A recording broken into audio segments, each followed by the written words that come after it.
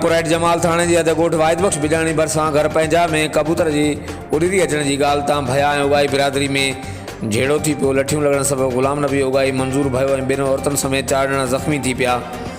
मर्द ज़ख़्मी करमपुर ऐं ज़ख़्मी औरतुनि खे कंदकोट अस्पताल मोकिलियो वियो। इलाज बाद ज़ख़्मी घर मुंतकिल धुरनि में छिकताइण वारी सूरत हाल जॾहिं त वाक़े जो केस दाख़िल न थी सघियो। वक़्तु आगाहण लाइ ॾिसंदा रहो JTN वेब न्यूज़।